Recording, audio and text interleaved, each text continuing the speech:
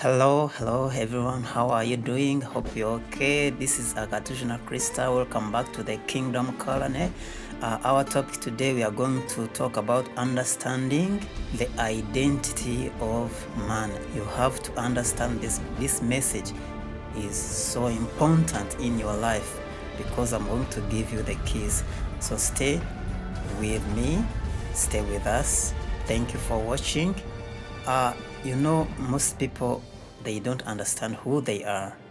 That's why the crime is so high in our country. That's why there is so much rape. That's why there is prostitution. That's why there is hatred. That's why there is abuse.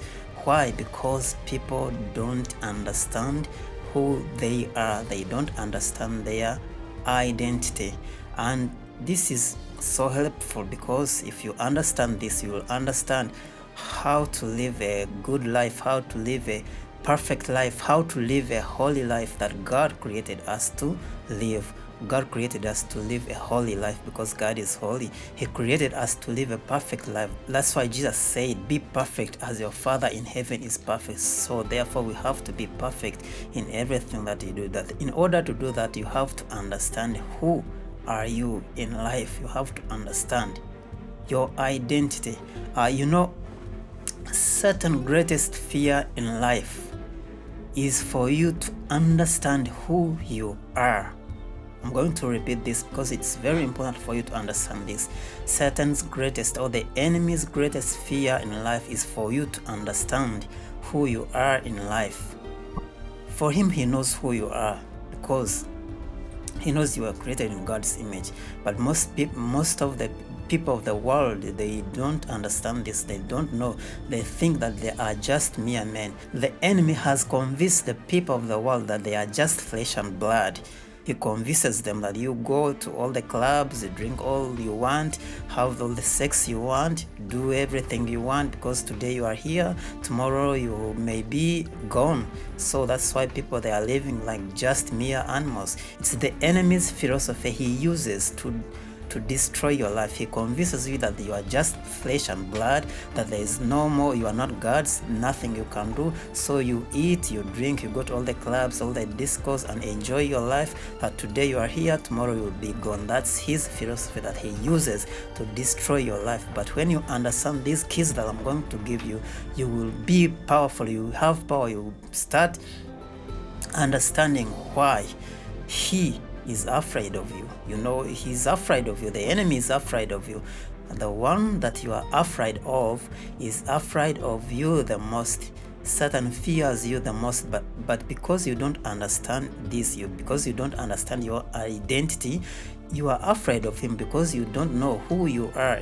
You don't know the powers that you possess. That's why he uses you to function here on earth. He uses you to do his business here on earth. Remember that when God created man, he gave the legal authorities to function here on earth to us. He gave the authority to men. He gave the authority to us. So Satan is a spirit. He doesn't possess a body. He has no body. So in order for him to function here on earth, he has to use your body. Only spirits with body are the one that have legal authorities to function here on earth. We are reading from the book of Psalms. We are going to understand who are we, or who we are, or who are you. We are going to understand our identity. Psalms 8:2, we are going to read from verses 6. Psalms 8:6. Here us have got a revelation of God. Here God is saying, I said you are gods. You are all sons of the Most High God. God is telling us that your identity, you are not just a mere man. You are not just you don't have to live just like an animal. You are gods and the children of the Most High God. Here is God telling us who we are, our identity. We are gods. We are created in God's image. We possess the image of God. Therefore, we ought to live a perfect life. We ought to live a good life. We ought to live the life that he wanted us to live. He's telling us that we are gods, that we have to live a life that represents our identity. So if you are living a life that is different from the life of God, you are living a lost life. He's telling us that we are gods. Verses 7, but ye shall die like men and fall like one of the princes. Here he's referring to the Satan himself. He's referring to that you will fall like one of the princes. He's referring to Satan himself. That because people, they don't know who they are. In verses 6, when you read in verses 5, they know not, neither will they understand. They walk in darkness, and all the foundations of the earth are out of course. God is telling us that because humans, they don't know who they are, because they don't understand their identity, they walk in darkness. The word for darkness there is ignorance. Ignorance means darkness. Satan capitalizes on our ignorance to function here on earth or to use us. Whatever you don't know is what he uses to destroy your life. Everything that you don't know in life, he uses it to distract you. He uses it to destroy you. He capitalizes on the ignorance that you have in your life to destroy your life. People hate others because they don't know who they are. They murder others because they don't know who they are. For example, if we are all created in God's image, so if you kill someone, you are not just killing a brother, or you are not just killing a white man or a black man. You are destroying the image of God, because the Bible tells us that we are all created in God's image. We have the moral nature of God. We have the characteristics of God. So if you kill a brother, or if you kill your sister, or if you kill anyone in life, you are not just killing a person. You are destroying the image of God. That's why you ought to love one another. You ought to respect one another. Jesus said, you cannot love God and hate your brother. You cannot love God and hate your brother. In other words, you cannot tell us that you love God, or you cannot tell God that you love him when you hate your brother. You cannot tell God that you love him when you hate another person, because the person you are hating, or the person that you don't like, he came from the same source. He's from the image of God. He also possesses the image of God. Therefore, if you love God and you hate me, that's not love, because I also came from God. I also have the image of God. So if you love God, that's why Jesus said the greatest commandment is, when you read in Matthew 22:37, you'll find that you love God with all of your heart, all of your soul, and all of your mind. And the second one is just like the first. The second one is just like the first. The first, you love your neighbor as you love yourself. Here God is telling us that you cannot love me and hate your neighbor, because your neighbor is also, he came from me. He also has my own image, because we are all created in God's image. So if you love me and hate your neighbor, you do not love me anymore, because if you love me, you will love your neighbor, because your neighbor is also in the image of me. So we ought to love one another in life, because if you love God, the respect that you give God should be the same respect that you give to a person, because we all come from God. We have the image of God. The people of the world, some of them, they worship the idols. If you carve a tree and make an idol and you bow down to that idol, you are worshiping something that is less than God.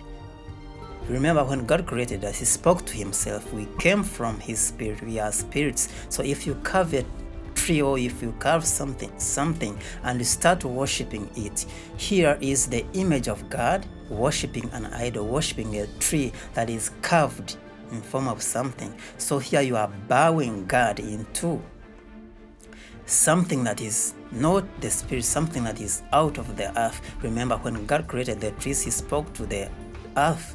He spoke to the earth, but when he created us, he spoke to himself. So therefore we should worship only God, and him only we shall serve. That's why when Satan told Jesus to worship him, when you read in Matthew chapter 4, Satan asked for worship, but Jesus replied him that the only person to worship here on earth should be God, and him only we shall serve. So those who worship the idols, they are bowing God to something that is less than God. You are gods. You have the spirit of God. You have the image of God. You should never bow down to anything rather than God, because you are created in God class. Here it tells us in Psalms 82, in Psalms 82 verse 6, it tells us that we are gods. But because you don't understand who you are, you will die as a mere man. And that's not God's intention when he created us. We are supposed to live like gods. We are supposed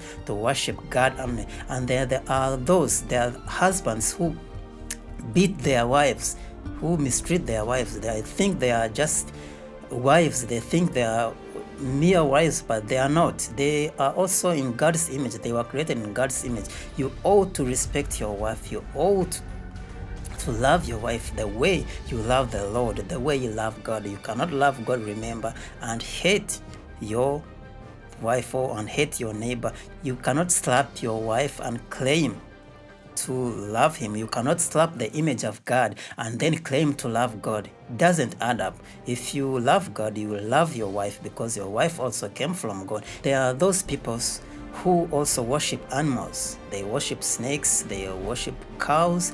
And remember, you are taking the image of God, bowing down to an animal, bowing down to a snake that has no image of God.